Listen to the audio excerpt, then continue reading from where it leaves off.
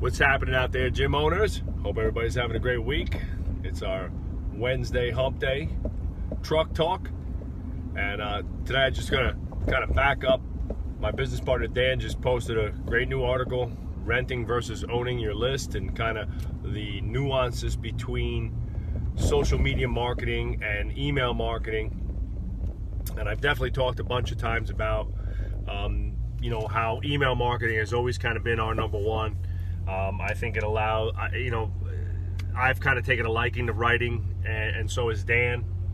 And we just started our newsletter, when we started the gym, and, I didn't start, we started that in 2009 or so when I partnered up with Dan, so it's been about 10 years. And, we do a newsletter every month, and it's some type of content piece for our community, and it's, how we train our athletes, why you need to do this exercise, a couple ways to, stay in shape for summertime and, lose body fat, anything that we think would be of value to the athletes, and their families and our community, right? And just information about what's going on in the gym too, so people are aware of what's happening. Email allows you to speak to people. It allows them to engage back with you. It allows them to sit down and take the time to answer a question or ask questions and such. The engagement is very different on social media, right? Depending on the platform too. Snapchat, it's mostly just like nonsense back and forth. Instagram, it's double tapping and stupid comments, right? And then, Facebook, people might like message you or write in, but it's generally, very brief and quick, where like in the confines of email, where there's some expectation of privacy, a lot of times people will write back to you and, and open up about what they need or what they feel about, even recently I put out an email asking our in-house clients to give me some feedback on class schedule, structure, things that they like to see in the gym, how can we help make their experience better, that type of stuff. And we got some great responses and some great ideas from them. There was a few things that we know that we want to tweak a little bit and change and improve. And they probably wouldn't have put those things, in the comments of a social media post, right? Like, nobody's going to tell you what you're doing wrong or what they think you could do better in the comments of a social media post, right? Especially not a client, right? So it also allows you to, develop a rapport. Emails have 80% more engagement than social media and as a whole, right? And not that I don't think social media is important at all. I absolutely do. It's definitely one piece of your marketing tree and kind of one of the branches, but it's definitely not the only one. And I think a lot of people in the industry treat it like it's the trunk, and they spend 80 to 90% of their time on social media because it's quick and easy, and you can just post pictures and a couple, motivational stuff like that. But when was the last time if you've ever read a good book, right? And it was engaging, right? And it kind of kept pulling you in because it was telling you a story, right? And you could relate the story to something in your life. And that's kind of what email is. Email allows you to tell a story. It allows you to create a persona. It allows you to have a voice. It allows you to have a certain way of speaking to your clients, right?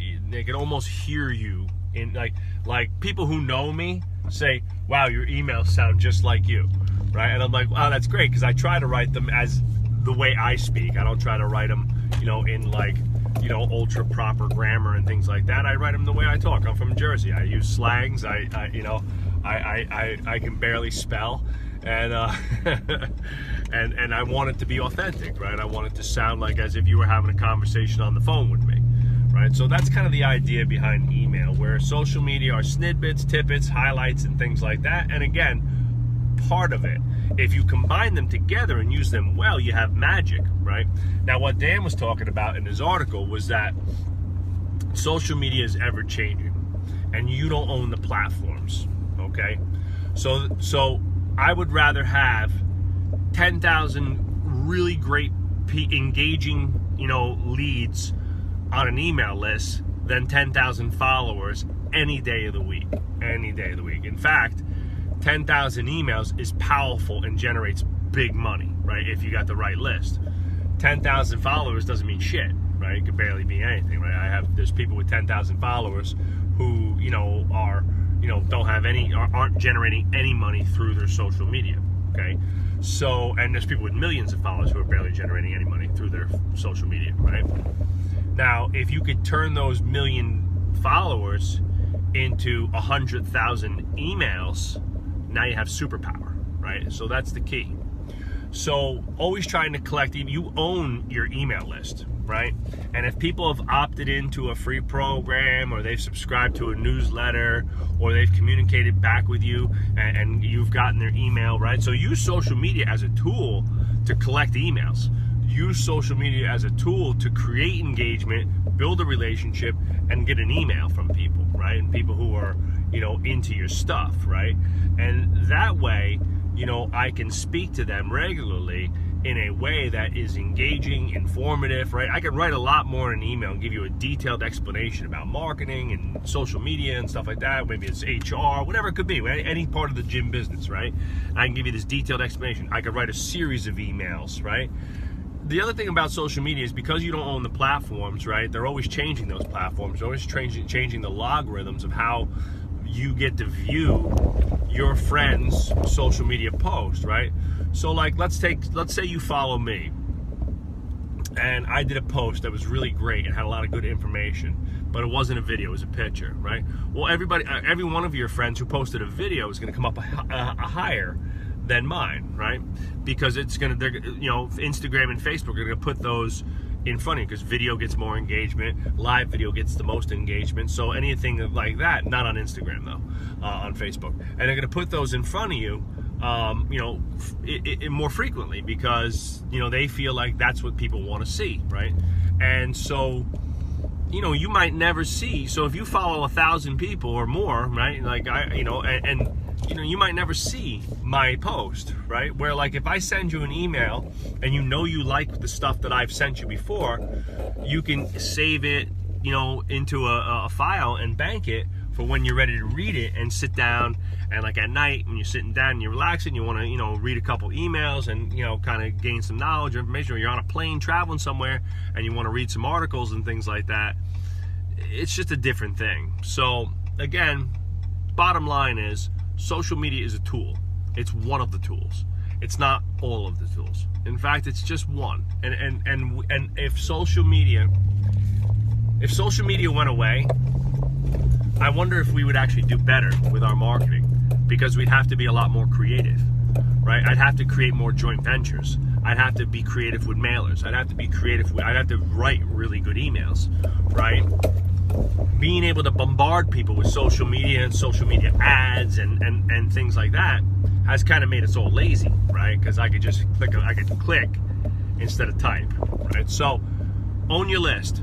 Think long and hard about how you can translate your Instagram and Facebook followers into email lists that you can segregate into people that you want to speak to, right? Whatever your avatar is, and whatever your products and services are, right? Whether it's training in the gym or online coaching or whatnot, right?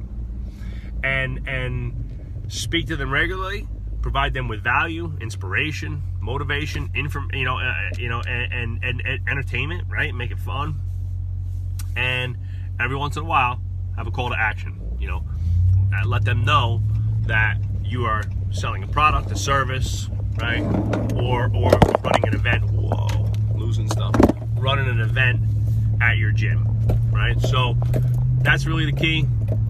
Links in the bio. You can go to businessofstrength.com, check it out. Dan put a good one together. Everybody go read that article.